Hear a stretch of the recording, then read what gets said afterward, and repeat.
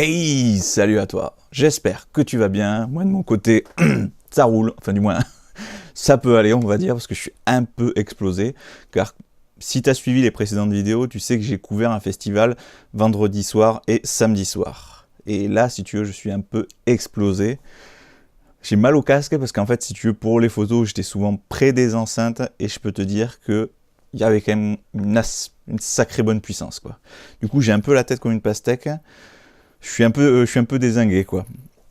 Donc, donc j'ai pas tourné de vidéo précédemment, comme je l'avais expliqué, parce que voilà, j'étais sur le concert, c'était trop compliqué. Le lendemain, quand je me réveillais, il était 14h l'après-midi. Parce que surtout, en plus, j'avais pas mal de routes. Le festival était à, je crois que c'était 40 ou 50 bornes de chez moi, ou quelque chose comme ça. Donc, quand tu finis vers 3h du mat, on va dire, le temps de rentrer et tout.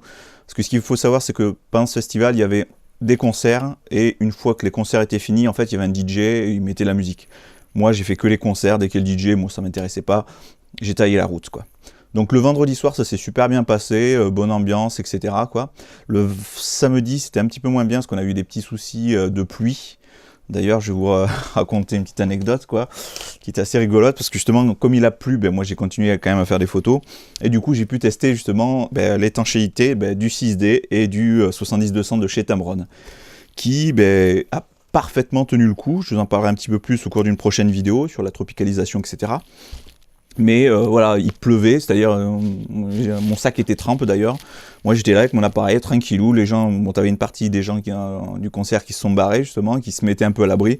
Moi j'ai continué à shooter et j'ai vraiment pas eu de soucis, c'était vraiment top. Et c'est vrai que comme j'en avais parlé un petit peu précédemment aussi, pour le point de vue du grip, voilà, j'ai mis mes deux batteries dessus. Bon, j'avais quand même une batterie de secours au cas où.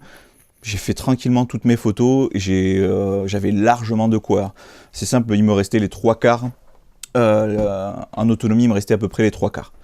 En gros, pour le premier soir, j'ai fait environ dans les 600, ouais, à peu près 600 photos. J'ai fait un petit peu moins, j'en ai fait 500 le samedi. D'ailleurs, c'est un petit peu rigolo parce que je vais vous parler prochainement des photos, je vous les montrerai un petit peu.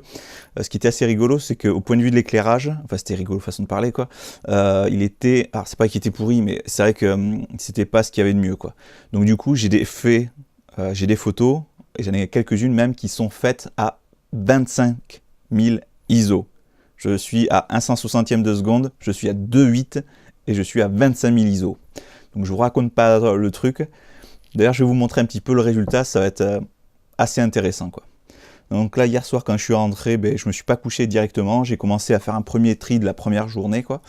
Et c'est vrai que c'était assez long et assez compliqué, parce que du fait qu'il y ait du bruit, il faut vraiment bien regarder, parce que forcément, quand tu montes aussi haut dans les ISO, tu perds de la netteté. En fait, si tu veux, ton image, elle est pas floue, mais ça fait du grain, donc ça t'as pas la même qualité, quoi. Surtout quand tu tapes à 25 000 ISO, quoi, c'est le truc.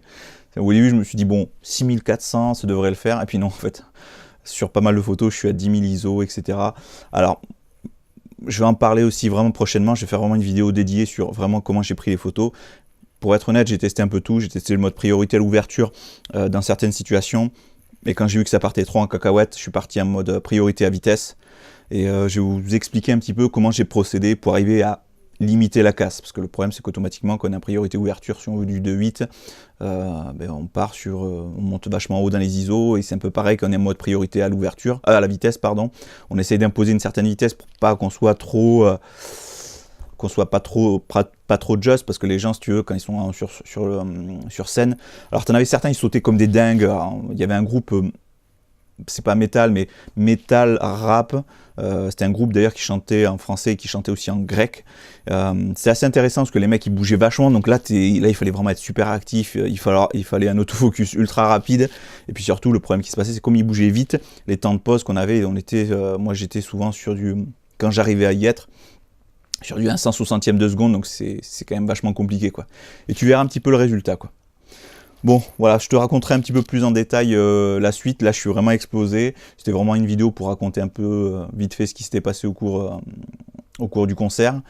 Et puis bon, moi sur ce, je te laisse. Je te dis à demain pour une prochaine vidéo. Allez, ciao!